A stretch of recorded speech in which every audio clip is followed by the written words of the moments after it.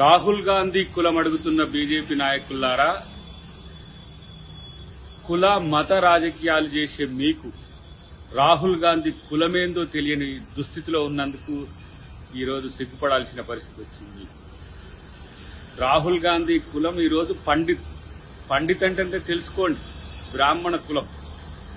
కానీ ఒక సద్బ్రాహ్మడు ఈరోజు దేశంలో సబ్బండ వర్గాల, సబ్బండ వర్ణాల, సబ్బండ జాతుల యొక్క అస్తిత్వం కొరకు రాజ్యాంగాన్ని రక్షించేందుకు పోరాడుతున్న వైనం చూసి మీకు నచ్చట్లే. ఎందుకంటే మీరు మనువాదులు కాబట్టే ఇవాళ మీ వ్యంగ్యాలు, మీ యొక్క దుర్నీతి. రాహుల్ గాంధీ కాబోయే ప్రధానమంత్రి అనే దృష్టితోనే ఆ కుటుంబాన్ని, నెహ్రూ కుటుంబాన్ని మొత్తం కించపరిచే స్థితి. మీరు గాంధీనే ఇలా కించపరుస్తున్న నాయకులు. మీరు ఇంకా సంస్కృతి సంస్కారాలు మీకు ఉంటాయని మేము ఎట్లా అనుకోగలం? ఏమన్నాడు రేవంత్ రెడ్డి గారు?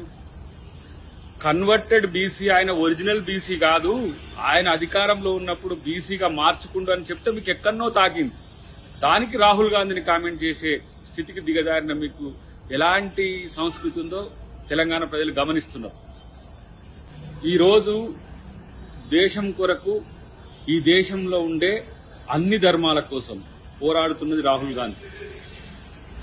రేవంత్ రెడ్డి గారు రాహుల్ గాంధీ గారి యొక్క ఆలోచన కుల జనగణన చేస్తే ఎక్కడ ఏ కులం యొక్క బలం, ఏ కులం యొక్క ఆర్థికాంశాలు తెలిసి మా యొక్క అధికారం కోల్పోతామో, ఏ వర్గాలకు సంబంధించి మేము ఎంత నష్టం చేసినామో తెలుస్తుంది అని చెప్పేసి ఇలా భయపడుతున్న మోడీకి ఏ చట్టాల విషయంలో కూడా మీకు ఒక స్పష్టత లేదు. కేవలం మతం పేరు మీద, కులం పేరు మీద కుహాన ఉద్యమాలు చేసుకుంటూ మీరు మతాన్ని కూడా గౌరవించని ఒక కుసంస్కారిగా మీరు ఈరోజు చరిత్రలో ఉన్నారు.